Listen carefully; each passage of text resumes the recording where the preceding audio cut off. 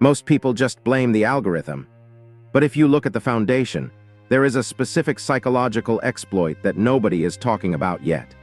It's a trap. There is a hidden blueprint.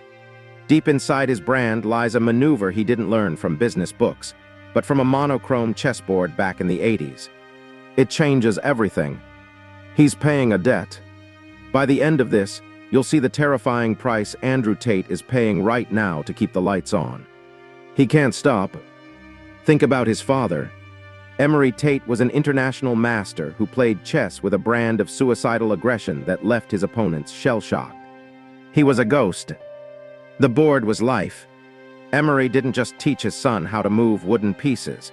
He taught him that the world is a zero-sum game where your identity is the only real weapon. It's about dominance. Success is compensatory. We see this often in children of brilliant but struggling men who end up developing a compulsive drive to win at all costs. It's a reflex. Money isn't the point. For Andrew, the Bugattis and the private jets aren't about luxury. They are a way to vindicate his father's unrecognized genius. It's a trophy. Listen to how he talks. He uses these linguistic interrupts, speaking in such absolute certainties that your brain actually stops questioning what he's saying. He creates a binary. Certainty is a drug. When we hear total confidence in an uncertain world, the amygdala stops screaming and starts listening to whatever comes next. We become vulnerable. It's a mental shortcut.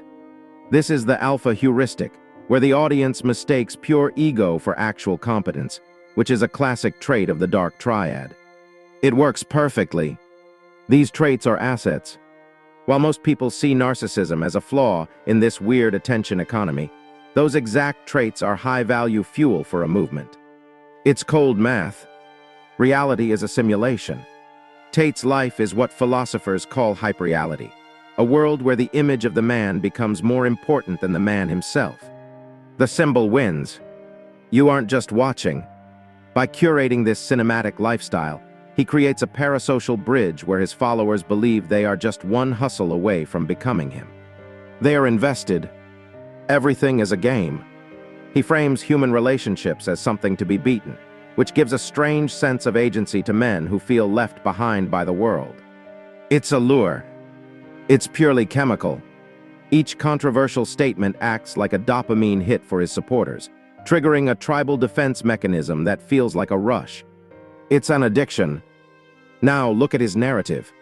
Every legal issue or ban is reframed as the Matrix attacking him, which builds a cult-like fortress around his community. It's us versus them. Blame is externalized. In psychology, this is a defense mechanism that allows the ego to stay intact by never admitting to a single mistake. The wall holds, but there's a cost. Behavioral scientists call it identity diffusion, where the person you're pretending to be starts to eat the person you actually are. It's a hollow feeling. The brand is a parasite. When you spend 24 hours a day as an archetype, your authentic self eventually disappears to make room for the show. The Cobra won. He needs the noise.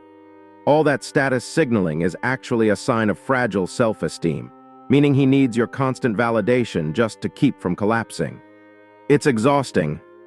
He's redlining now. To keep the audience watching, he has to keep escalating the rhetoric to higher and more dangerous levels just to feel the same high.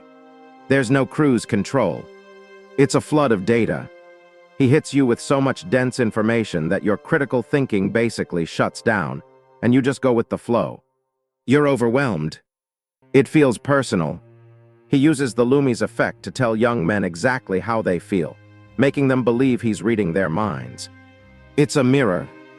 He sells the cure.